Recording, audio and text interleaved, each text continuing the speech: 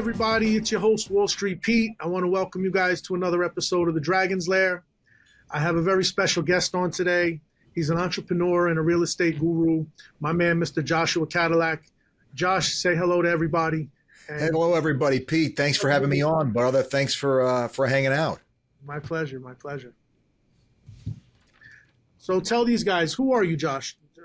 I know you have a podcast. I know you have a book coming out, but just tell them, who's Josh? Where did you come from? How did you grow up? You know. I am a real estate investor from the beginning. My father was a big real estate investor, was one of the largest landowners in Brooklyn for many, many years. Sold all of his stuff there, wound up going down to Florida. We had some stuff in Florida, got really dinged really badly in the housing crisis. Not that I was in multifamily or single family, but I was in commercial real estate. And people don't talk about it much, but commercial real estate got crushed as well. I was also in restaurants, which was a perfect storm of stupid places to be. I got out of my true home, which is real estate, and started, looking at other things. And discretionary spending took a big hit when things tanked. And so a lot of restaurants went south, and my restaurants were fairly new, so they went with it. And so I had to take and start all over again, and got really full bore back into real estate. Not just as an agent, but not just as an investor at that point, and then started investing in creating a fund and investing, and then teaching real estate and coaching, and still doing real estate all day, every day now, and as well as teaching it all over the country. Was just in South Dakota day before yesterday. So nice. Well, traveling man. I'm traveling. I'm getting on a plane as soon as we're done here, man. I got to go to Kansas in just a little bit. Oh wow! I'm going to St. Thomas next Monday. I'm gonna spend the week out there. St. Thomas is a little bit more tropical than Kansas. I'm just gonna put that out there. Yeah. No, you know what? I tell you, I'd rather be in Kansas. You know why? Because I like looking up at the stars. And out in Kansas, you can see the Milky Way. You see the break in the sky. You don't really get that many places in the country. I'm telling you what, I was in South Dakota, brother. You could see it. That's for sure. There might have been some snow, but. Yeah, I want to go see that. I was very interested. I was looking at some land in South Dakota. That's what you were up there for? Some property? No, they had me speaking across the entire state. I was an entire speaking tour. Nice. I'm speaking pretty much every day until, I don't know, right now I'm booked all the way through the end of May. I don't think I have a free day. Oh, wow, bro. Congrats. That's amazing. Stay busy. As it turns out, man, I mean, they do real estate so poorly that there's a tremendous need for somebody to come in there and say, fundamentally, we need to relook at this thing. I mean, real estate is the one product that I could tell you that I've ever seen where the people that sell it don't understand it. And it's the one product that I know of where you'll never hear an advertisement about what's good about real estate. Nobody actually tells you what. Nobody sits there and says, hey, you should buy this. It's good for these reasons. They just expect, appreciation, depreciation, cash flow. Like, you don't see an advertisement that says any of that stuff. It's just, I expect you to come in wanting it from me. And I have no idea what's good about it either. Most agents don't, at least. And so you should just want it from me and pay me a commission to get it. And I think that as an agent, people need to be better than that. If you're going to be in sales, you should know what the hell you're asking people to buy. And you should understand why you're asking them to buy it. And you should know why it's a good thing for them. If you can't do that, you got no business selling. Correct. You're right. And so that's what I teach, man. Listen, tell us about the book that you got coming out, Josh. The book that I got coming out is very much actually what we started talking about a little bit before we started this, was the idea of, dealing with failure and those sorts of things.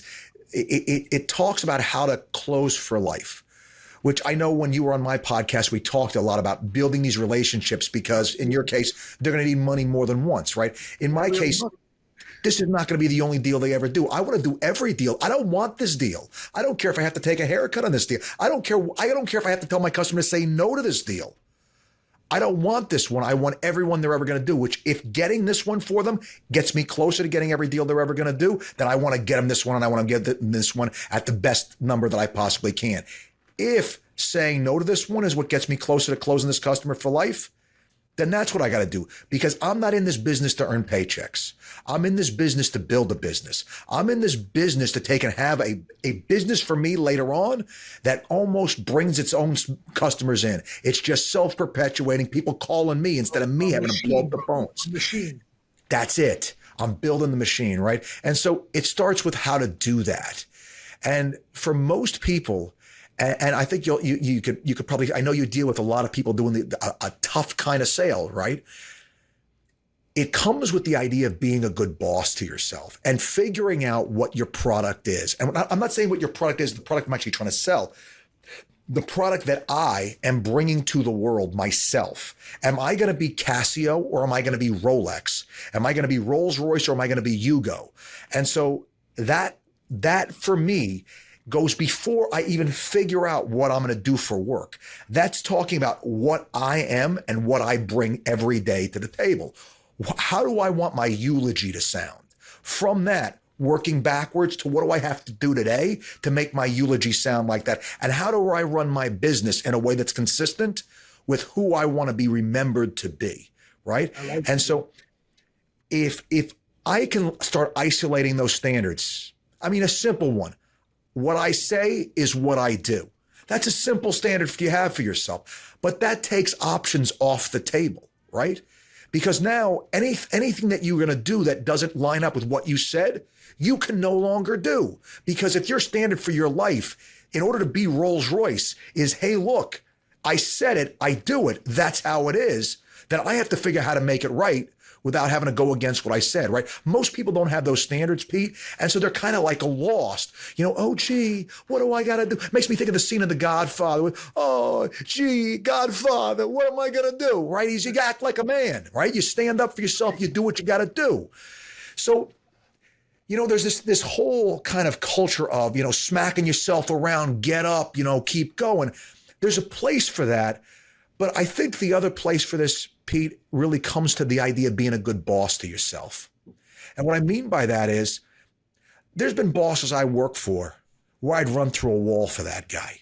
That guy asked me to do it. I'd do whatever. You know, if he needed me to take and strap on a bulletproof vest and what do we got to do? If you're going to lead by example, I feel the same way, bro. And it's more than that, though, right? The kind of boss I'm talking about that would really, really be the one that I'd run through a wall for is one that cares about me.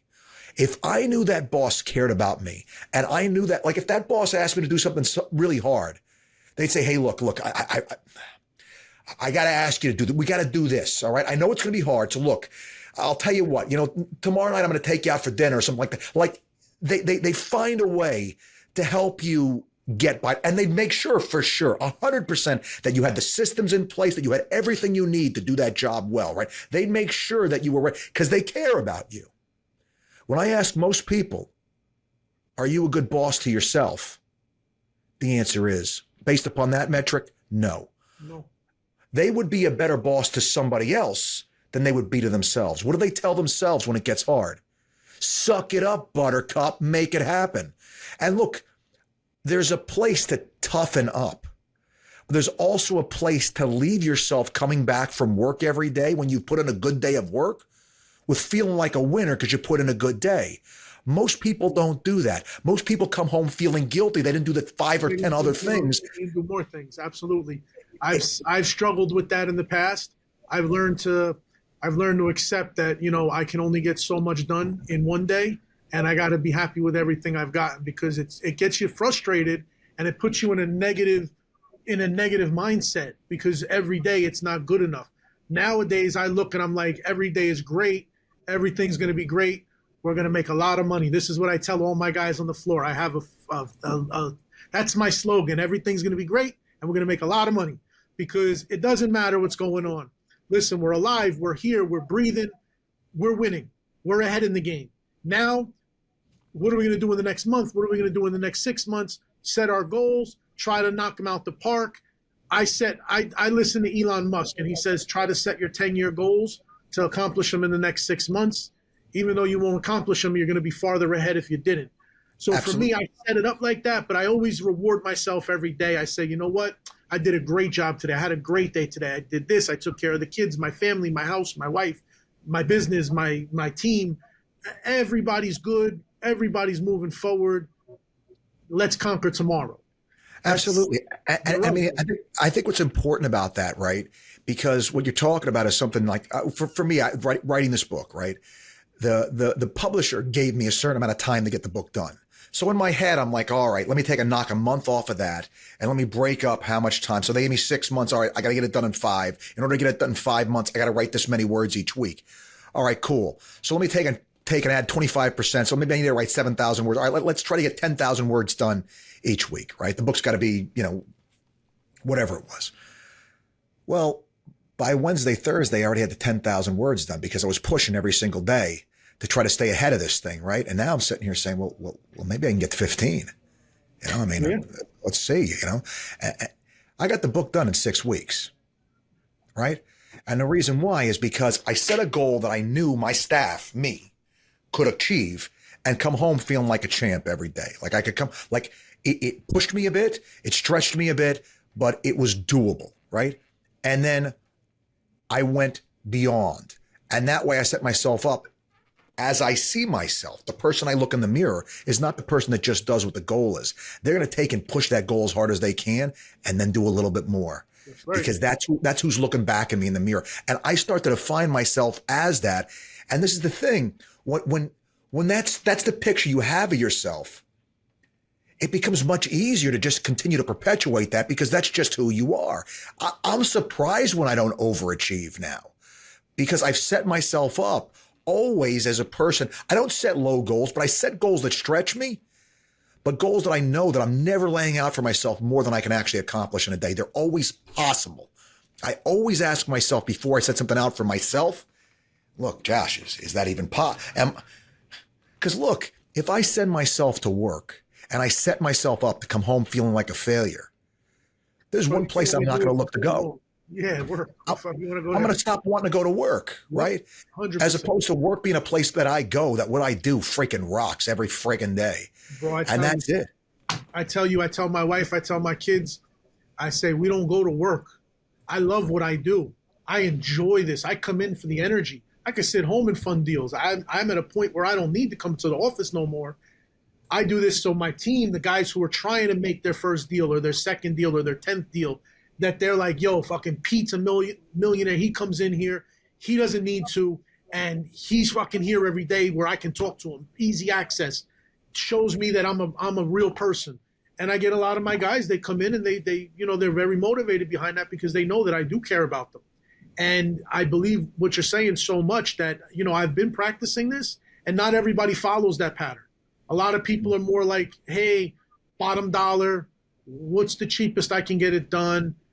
Don't care about nobody. Me, we order pizzas every week for the team over here. Most people don't even come in on Friday. That's kind of like the incentive to bring them in. Yeah. We'll make us throw away the pizzas because Friday, people kind of tend to get a little lazy. In my business, I don't get lazy ever. I stay till 11 at night, 7 days a week because I know that I'm out here working for myself. So that's right. I try to instill that in my guys on the team. But, a lot of people, they're just stepping into being entrepreneurs. They're like, I don't know if this is for me. I don't, again, a little uncomfortable. So I can only push people so far. That's right. Especially in this day and age, man, with you push the wrong person and it's a bigger problem than it needed to be. So that's true. Let me ask you a question. I wanted to see how you feel about the future of work from home. Like, how do you think that's headed? I think that it's going to exist. I think that cost savings to businesses of not needing to pay for that square footage is going to be very tempting for a lot of businesses because look, any money you save on rent theoretically goes directly to your bottom line.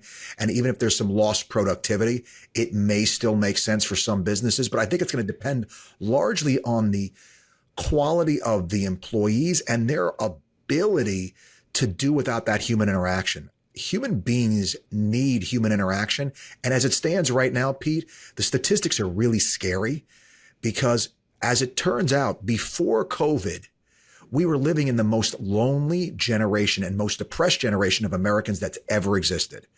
And that's because what we have these devices that we use to take the place of human interaction. but it doesn't have the nutritional value necessary to keep people healthy.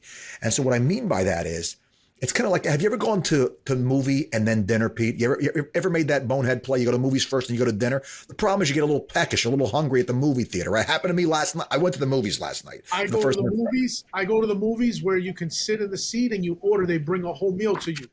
Yeah. No, I've been to those too, but the only knock with that is a lot of times the food is just right? It's definitely but I get full when I walk out the theater. I'm full every time because we have that one near me, and it's like that's the one we always go to. Nice. Yeah. So I mean, before we had the option to order like real food at the movie theater, what would you do? You'd order some popcorn, and so you'd eat the popcorn, and then you go to the dinner wherever you were going to go to dinner, and now you can't eat because you ate so much popcorn. You're already full.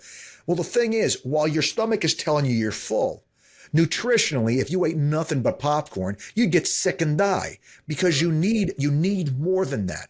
People need more than social media to fill that box in their life that is their need for human interaction, right? That's insufficient. And so if you take away work now as a place to go be around human beings, I fear that there's going to be fallout for that people haven't figured on. Now, maybe they're going to say, hey, I can go home and I can have more human interaction there. No. Not if they're still expecting to get the same amount of work done. Most people live at home by themselves or with their wife or their kid or something, but it's a small, tight-knit community. Yep. You do need to be out in public. You need to go experience stuff. Like, even if it's a couple hours a week, like with this work from home, for me, I'm looking at it like, if you're going to make people come into the office 3 days a week, I guess I can see them doing it, but I can't see strictly from home. I hire people to make phone calls in the Philippines and the Ukraine.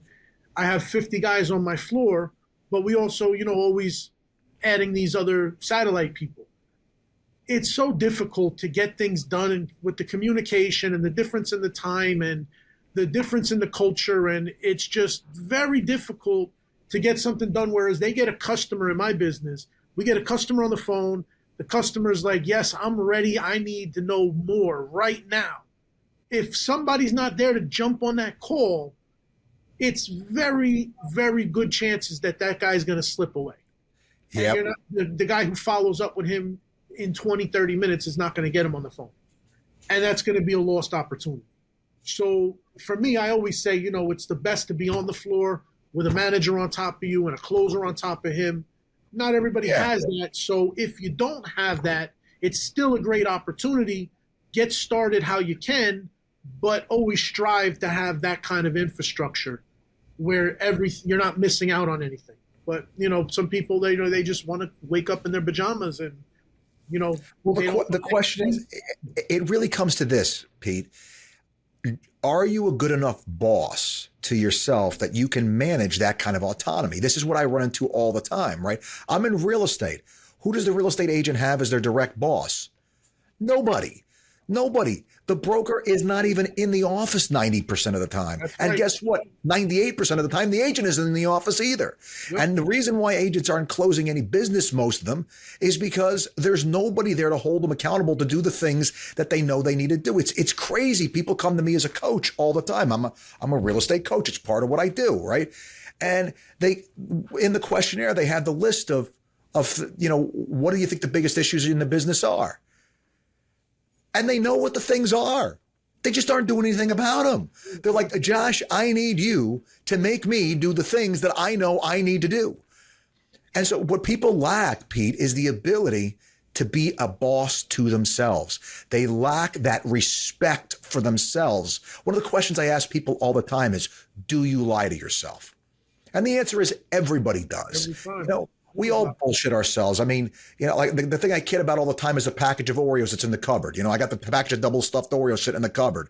And I know that I'm not supposed to eat the Oreos till Friday because Friday is cheat day and Tuesday is clearly not Friday. But then we start bullshitting ourselves and we start with, well, hey, you did extra cardio last week and you didn't have that second slice of cake when you were 6 years old.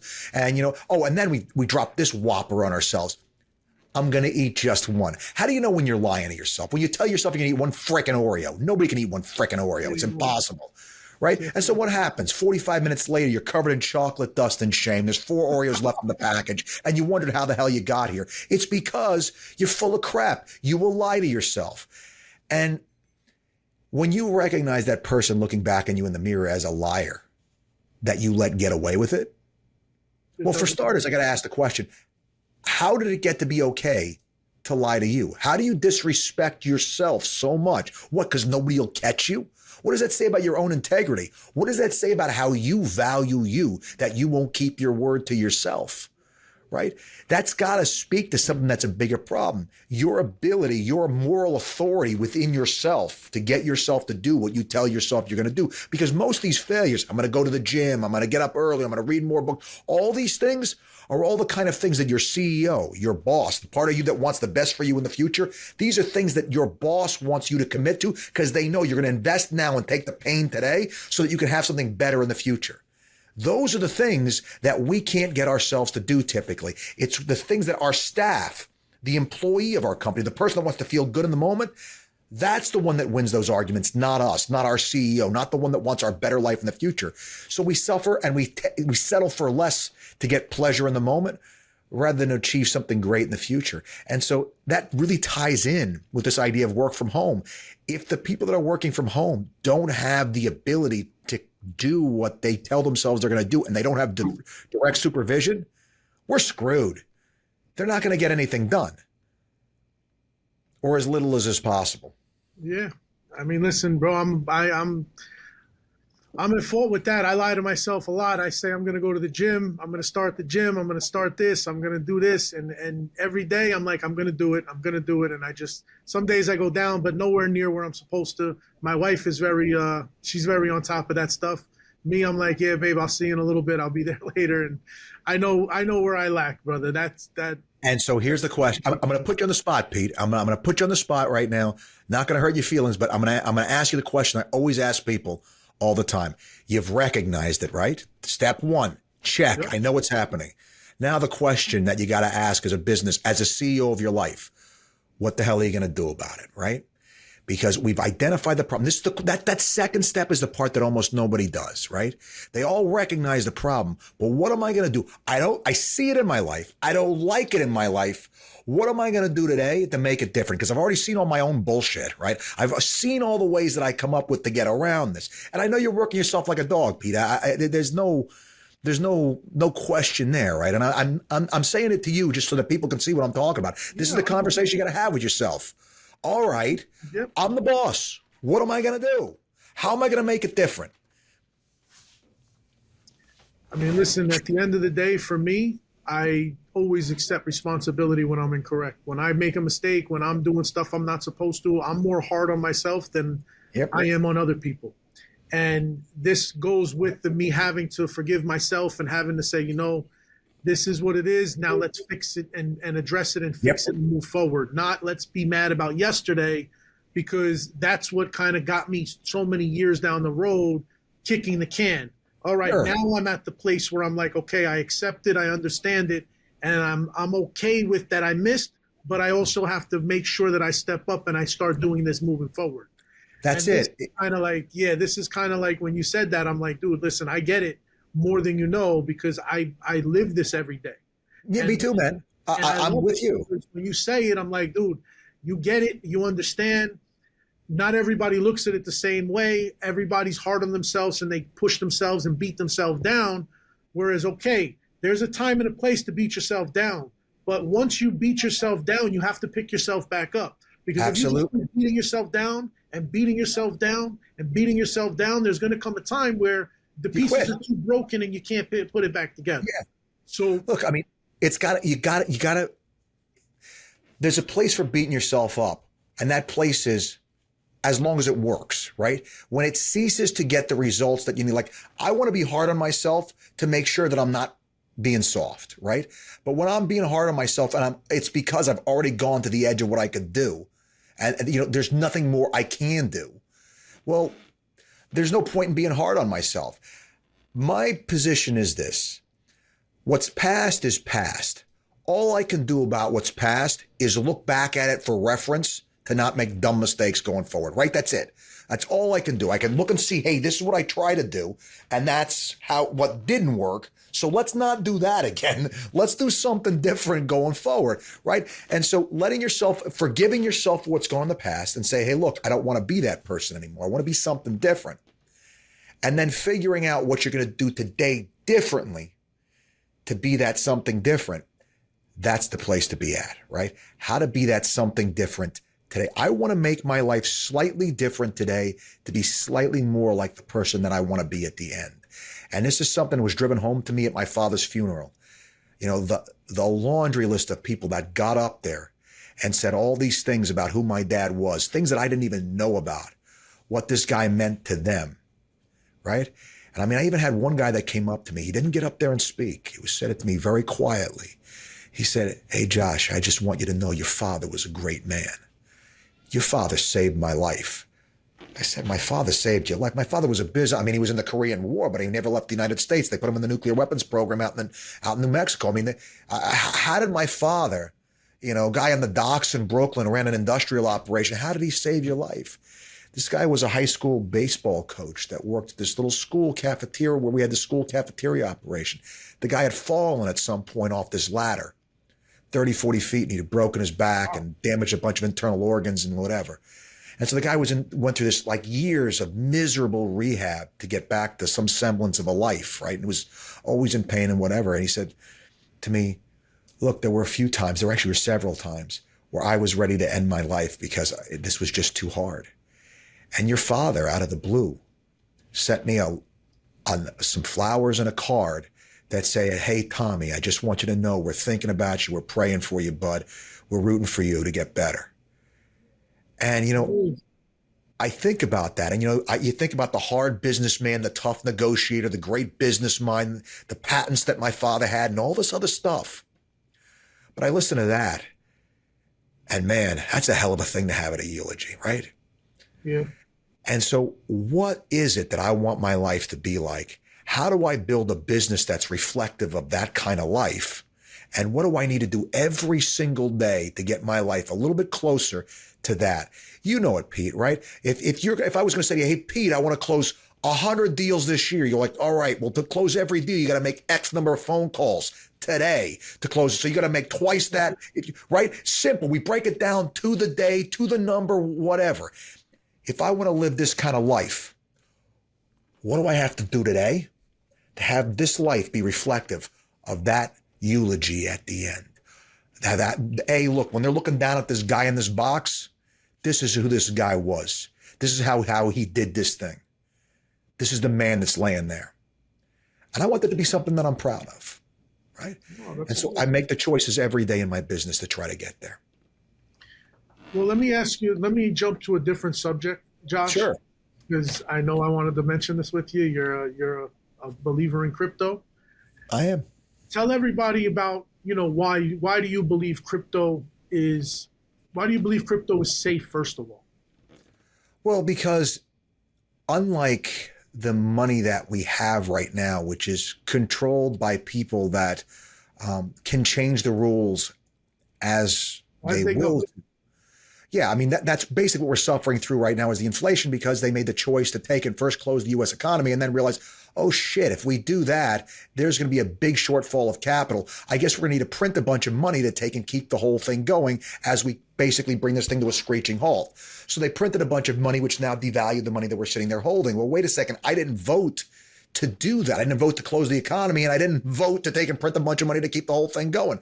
Now, obviously, folks, I mean, I'm not saying that they did whatever, that it was the wrong play. If you're going to stop the economy, you're going to have to take and put some liquidity out there because otherwise everything comes toppling down, right? So I get it. But the reality of it is they changed the rules after the fact on us. We had bought into the rules of the game. We had been earning money and saving money based on the rules, and then they changed the rules after the fact. The reason why I like crypto and why I think crypto is, in particular, why Bitcoin has legs is because Bitcoin takes away the ability of anybody to do that after the fact. The network is so spread out, so diversified. It is, it poses right now, it is the most impossible thing that we've come up with to hack anywhere in the world. I mean, there's been exchanges that have been hacked and things like that, but Bitcoin itself has never been hacked. And so as an alternative to money, as an alternative to this thing that has proven time and time again that politicians, because of their own vested interests, can take and devalue what we have. I mean, folks, realize what happened with this inflation. They were talking about a $15 an hour minimum wage. LOL. Remember that? They have retroactively gone back to the wages you've earned in the past and given you a retroactive pay cut. Your dollar is worth somewhere between 70 to 80 cents of what it was in 2020, at the beginning of 2020. That means that what you work for, what you had in the bank, is worth 30% less. So just take 30% off whatever you thought your wages were, because they just gave you that that haircut you took, whether you wanted to or not. And so don't forget kind of this increase in all of the goods that you buy. That's taking the rest of another chunk of your money out from you. On every dollar. Exactly. I mean, that money just buys less. And that's where this has manifested itself, is the fact that the price of everything is higher because the money is worth less.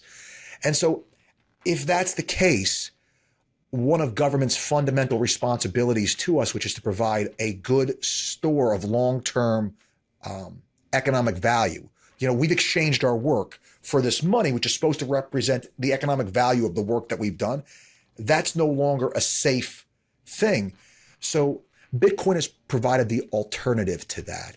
And so I think the way that we're seeing it now, Bitcoin, after it had that big run up and now that drop down, very reminiscent of the internet stocks run up and drop. I think that you're seeing now something that a lot of the speculative money has been pulled out of. And now you're left with seeing Bitcoin sort of behave and sort of tracking gold and actually outperforming gold now as this hedge against inflation, which, considering, and I go back to Bitcoin because we wouldn't be talking about any of these other coins if Bitcoin hadn't done what it's done. That's the big daddy of them all. For me, that's gold. You know, 21 million Bitcoin for the world to share. There will only ever be 21 million, never one more. And so that makes it the hardest money that we've ever had economically.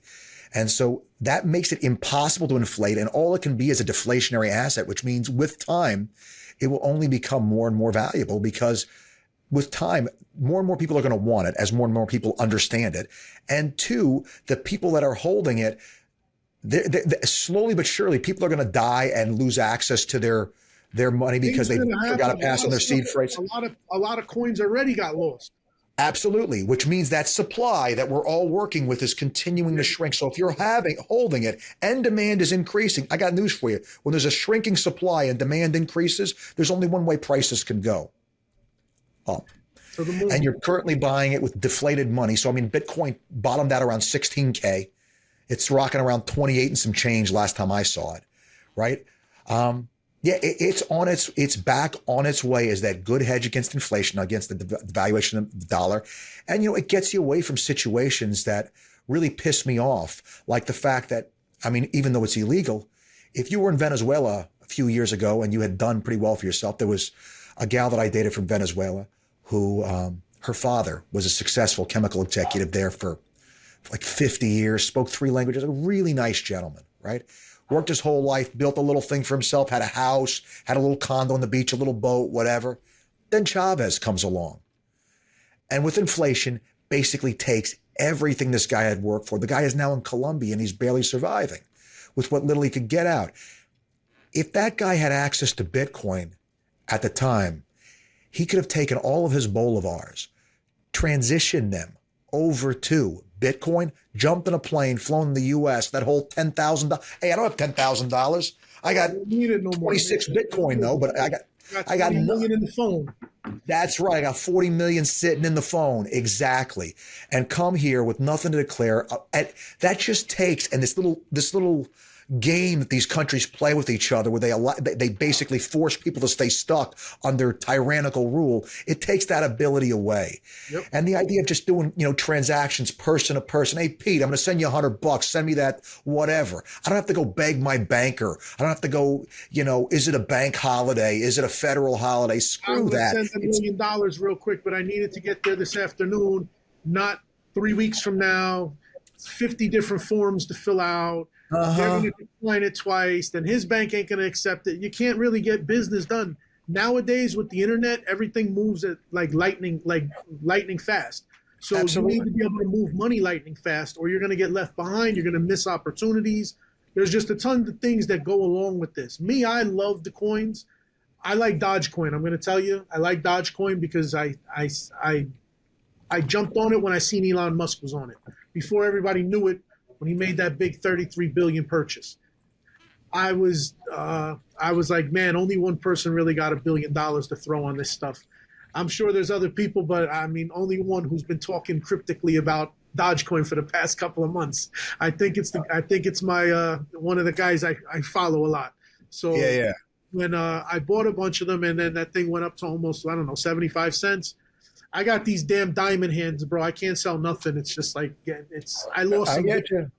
I lost bitcoins by playing the numbers during COVID. Yeah, no, not a good Buying play. them, making I'll, 3 grand, selling them, buying them 3 grand, and then it just went 13, and 13 went to 17, and 17 went to this, and it was 69, and I was just like, son of a bitch, I'm never doing that again. I don't even care. I knew better, but I was like, it's just so crazy, the waves right now. You're not going yep. to get these again. I said one day it's going to leave, and it left on me after I just dumped them at 13K. I bought them at 9, I dumped them at 13, and then it just started going. And I was like, ugh. Yeah. So yeah, No, it's a thing. I mean, look, I'll tell you this, Pete. Here's one that you like. You know, there's a crypto mortgage now, right? I heard they're doing a couple of things with real estate with it. You can pledge your crypto and do 100% LTV to buy real estate. And well, here's the thing. It's a very safe loan for them because you're pledging 100% of the purchase price in crypto and they have the first lien position in the property. So they're not going to liquidate your crypto if there's a margin call. There's not going to be a margin call unless it gets to, the crypto falls to next to nothing. But here's the thing. What do you do with your crypto right now? You look at it. It looks at you. Believe it, bro. Wow, I didn't know this. This I want to look into. Uh-huh. So This I now, like. now you still you still own the I get crypto. it, brother. That's You still own it. It's just borrowed against. You own the real estate. What kind of real estate? Income producing real estate. You're going to buy something that's multi-unit, throwing off rents, positive cash flow. It's appreciating. You're getting the depreciation on that. It's a non-taxable event because you're borrowing. You're borrowing, right?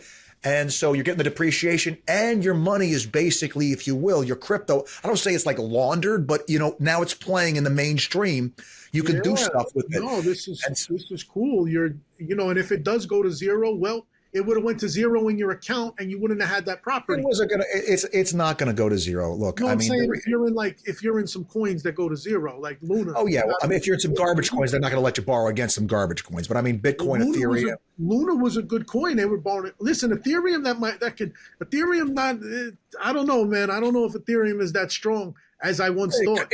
It could be, but look, smart contracts is a very important idea. That's an idea that needs, because that's going to squeeze out so many middlemen. That there's a lot of money to be made in that space, I think. Well, there's tons of money to be made in the crypto world. Yo, let me ask you this. I know I mentioned it before. Did you see what Elon Musk did today, changing the Twitter logo to the Dogecoin logo? Yeah, no, he's got to watch it with the SEC, man. I think the SEC is going to get on his. Elon is something else, boy. I got to tell you. He is. He's got some balls. I'll tell you what. He has got some. The guy is a riverboat gambler, and I respect that. I love Elon, bro. We call it Elon time. We say, hey guys, we're on Elon time. My guys sleep in the office. They crash on the couch. They're here till 7, 8 in the morning. My guys are on studio time. They're like usually in the music studios. So I grabbed them and they're all here now I made them my editing team. So they do my content and then they work on their projects at night. And then, and they work on my projects at the same time. So I give them a good, safe place to hang out over here on Wall Street instead of, hanging in the studio.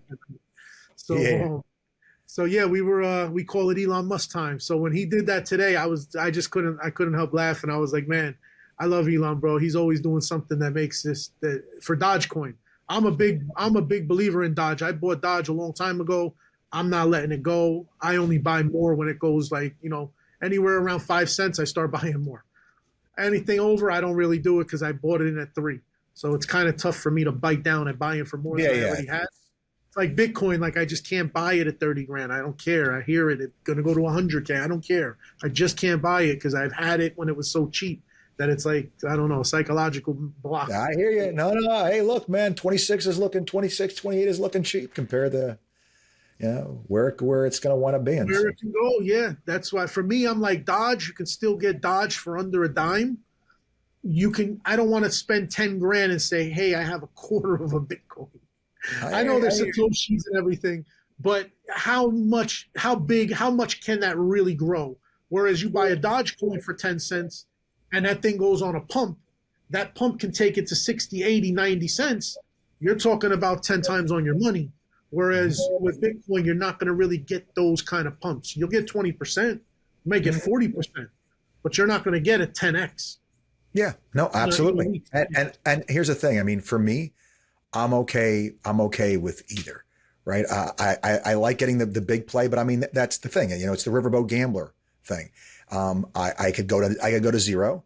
I mean, the thing is, like, the tokenomics of Bitcoin just makes a ton of sense for me with how it works. The fact that it's that very limited supply, and the fact that the blockchain, the network is so spread out, so decentralized. I mean, it is the largest computing network in the world. Software. People don't understand that. They think it's a coin. It's not. You're buying a piece of software. It's like intellectual property. Those Bitcoins represent the value in some type of digital software. And it's like, I like it because everything is on the ledger. Everything is transparent. I tell you, the Department of Justice just sold some Bitcoins, and they're supposed to be doing another dump soon from, I think, that Mt. Gox situation. So they're flooding the market right now. But you got what's the country? Venezuela. The guy's he's buying Bitcoins on a regular basis. Every time El Salvador. Sorry. Every time it crashes, he's buying more. I see him online, and I'm like, he's a smart guy. He's looking. Oh, he is. He's putting them on this. And when how Dubai is like just money, just money out of thin air. Yep. I think if this thing goes well for this guy, I mean, he's going to make there's going to be a serious play for his country and the citizens of it, because if Bitcoin hits 100K, if Bitcoin hits, 250, like, these guys are gobbling this stuff up and they're not dumping it. They're holding it. Well, I mean, it especially consider, that's the reason why I like it, considering on the scale that they're talking about. These folks have never had access to hard money. And that's the one thing that Bitcoin is. It is hard money. It is money that the supply. I mean, that's what we use gold. Gold. It's so hard to mine gold that we had this giant stock of all the gold that we've ever mined in the world, compared to this limited flow of how much gold we're actually able to pull out of the ground. That stock to flow ratio makes gold a very safe place as a long-term store of wealth. Well, Bitcoin has a better stock to flow ratio than gold ever did.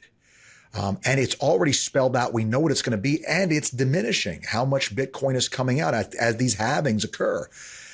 So as Bitcoin is actually the hardest money that we've ever seen in the history of humankind. And that idea that it's potentially the best long-term store of wealth that's ever existed. I mean, I know everybody's like, oh yeah, it was at 69. It's at 20. Look, it was also at a fraction of a cent for a while too, guys. You know what? It's gone up a lot more than it's fallen. So just, head removed from ass and take a look at the whole picture. All right. This is an idea. I say, listen, that thing's performed better even at today's market price, 27,000, whatever, 28, whatever it is. You're talking about something that 10 years ago they were buying a slice of pizza with. That's right. That's right. And the idea that digital money, non-tangible digital money, could take and work its way into the public psyche like this and be accepted in the way that it has is really a huge threshold that Bitcoin has crossed. And it's only been getting broader implementation. And so that broader implementation, to me, is more demand. More demand is going to take, and the scarcity is already built into how it's done. That scarcity with more demand, man, is just a wildfire for price increase. And so that's why, the tokenomics of some of these other things where, they're burning coins and they don't know what the supply is going to be and stuff like that. That starts to concern me. I get the idea of digital money, guys, but, I'm worried about digital money for one reason only. Mm-hmm. Oh, I got a lot of XRP too. I love that thing, bro. I've had XRP for like 6 years now. I haven't sold any of them. Mm-hmm. With this digital money, the problem I see happening is when, the government wants to turn you off, they can literally turn you off. And that takes a lot of freedom away. People don't understand. If we go completely cashless, it's going to be, listen, people say, oh, that's never going to happen until it does. I mean, listen, when you give somebody the power to take something away, yeah, it might start as innocent, but as soon as they see that, they're going to become opportunistic and they're going to say, yo, this is going to be for the betterment of the people. And then when you get the guy who says, well, you can't leave 5 miles from where you live, you're over your carbon credits, you're over your limited spending, You can't buy this. That is what I find is dangerous. I think there should be like a medium where we do have access to the digital, but we also keep the cash. It keeps a fair playing field for the people that are in control of us, because that's the thing, Pete. What you're seeing, sadly, is people pushing constantly to take and have less freedom rather than more. People are buying into these ideas that capitalism is evil somehow, and that socialism is somehow a morally superior method of government. And it's only people that have never lived through that. I tell you this, I spent 7 years of my life in prison. And this itself has shown me what it's like to be a slave. Yeah. I lived through slavery. And it's like people, when COVID hit and they were telling us in New York, not in Florida, but in New York, they were literally telling everybody, stay in your house. Don't go out. Now, they were not mandating you to stay in, but they were pushing that agenda. They were trying to keep people in the house. Don't come outside without a mask. Don't go in the supermarket and you can only buy so many things. It was like the craziest thing. I remember waiting online at BJ's outside around the block in the cold. And I was just so mad. I was like, you got to be kidding me. This is like prison all over again. What I'm seeing, they're setting people's mentality up so they can come in and say, okay, you've already got a taste of it, you liked it, and you begged us for more. When they hide it by safety, it gets me nervous, because I'm just like, man, safety is, I go home, I come and go, and if something happens in life, it happens, but I have the freedom to put myself at this block or this location. When you start telling me, controlled movement, whoa, we got a big problem here. But I mean, look, it's between that and the environmental controls. They really have folks. The environmental stuff does the exact same thing. Like I'm all for taking care of the environment, but the unfortunate part is it disproportionately empowers the government to control. Dan Pena said it best, bro. Everything. Dan Pena said, because I let this guy playing all day in my office. He said this was the biggest scam pulled on humans, the global warming. He said if global warming was real, there would be no mortgages provided for London, for Florida, for all of these places that are under sea level. Because if that was true in 10 years, how are you going to give a 40-year mortgage if it's going to be gone in 10 years? And I was just like, damn, I love how this guy talks, because he gets right to that point. Look, I'm with you. I'm not saying there maybe isn't a problem. I fine. Okay. But I mean, they've missed every single apocalypse date they've set so far. I mean, I think they're selling fear, brother. That's how I feel. I believe it is fear mongering. And the reality of it is it's without going too far down that rabbit trail. Yeah. The perpetration of bad news and fear as a mainstream tool of entertainment has become what the news is. And people are very much led and driven, guided by their fear. I mean, I remember I was talking to a guy that is a federal circuit court judge in New York. And I was talking to the guy and he said, Josh, I hear that people, it's a rumor, but people in Florida are going outside without masks on. Are they crazy? I said, yeah, man, my mask has been in my glove box since about 2 weeks after this started. I have no idea who you're listening to, but we're doing just fine over here. It's fine. I mean, Florida's got this incredibly older population. We should have been the worst hit state of them Oh, all now and they're whatever. saying, oh, we thought it was worse. No, you guys pumped vaccines out. You guys did this. You made a big money play. I get it. I respect it. I just couldn't Whatever. follow along with it. Yeah, For yeah, me, no. I was just like, do what y'all do. I get it. I'm going to be over here. My office, I shut it down to be safe for the first like couple months. And I said it before it happened. I said, listen, I think that this is just people want to stay home. They want an excuse. They're more than happy to be scared into the house, but I don't think this is more than the flu. I caught COVID, and I'm going to tell you it was definitely more than the flu because I Yeah. lost my smell and my taste for a year. Yep. It's starting to come back now. I'm starting to smell multiple things. It's definitely not natural. That was something No. man-made, something going on here.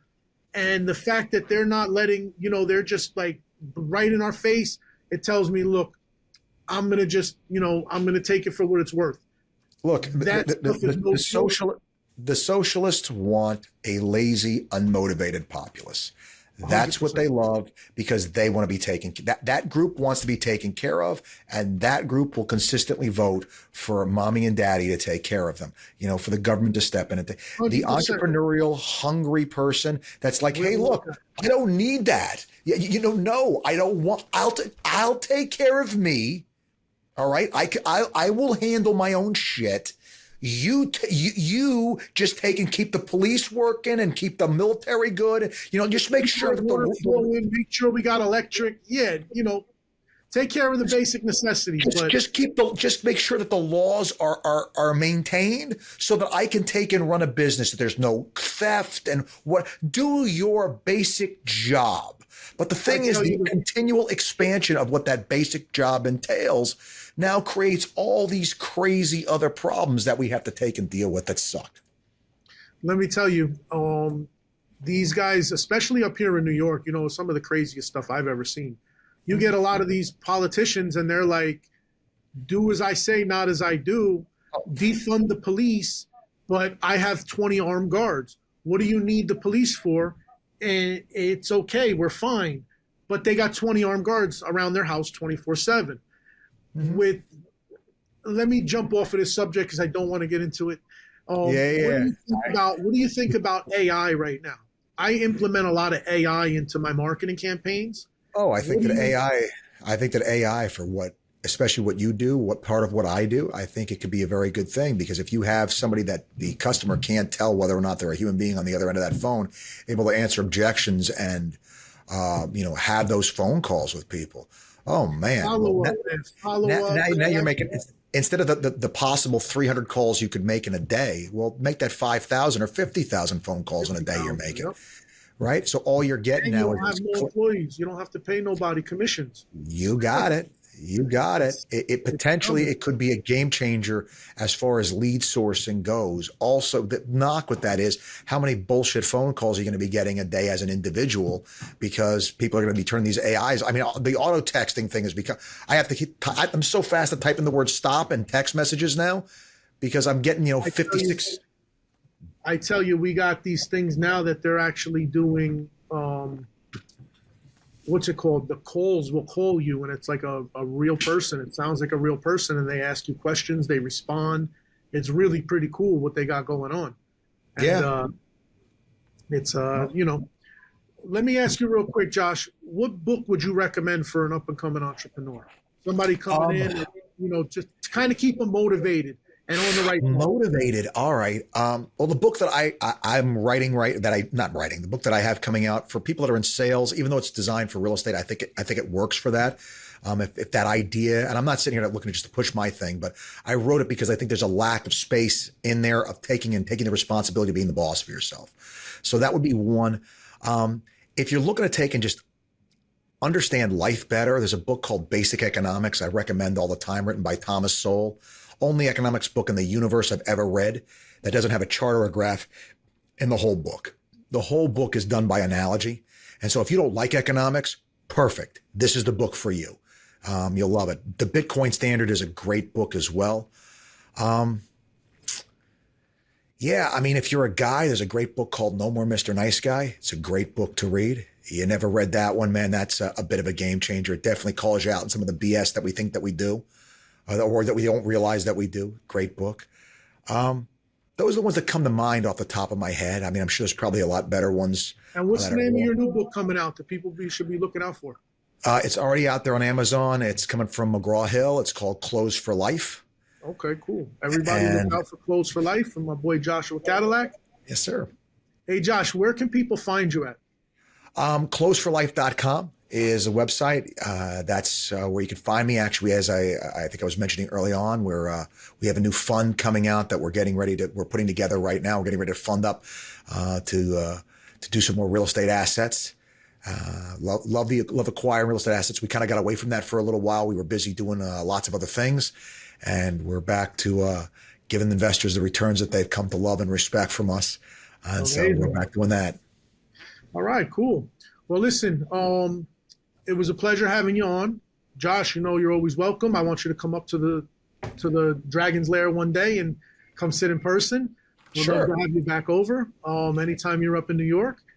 Other than that, you know, I'll find a reason to come catch a Yankee game, and yeah. Yeah, there you go. They just started the season. My partner, I know, man. Opening day. He actually lives in Miami now, down in Sunny Isles, and he came up here just for it. I seen him in the office. I was like, "What are you doing here?" He was like, "Oh, I don't miss the Yankees opening day at home." I said, "Heard it." And he went over there and he flew right back. Nice. I didn't see him again. I saw him for an hour. All right, Josh. So listen, guys, this is Josh Cadillac. Again, go check his book out. Go grab his book. Guy's a great guy. You know, you want to learn about real estate. You want to know how to make moves out here. He's one of your guys. Josh, it was a pleasure. And, you know, say goodbye to the folks. And I hope these guys reach out to you. All right. Take care, folks. Thanks for hanging out. And I wish you the best, man. Go out there and kill it. All right. All right. All right, guys. Live from the Dragon's Lair.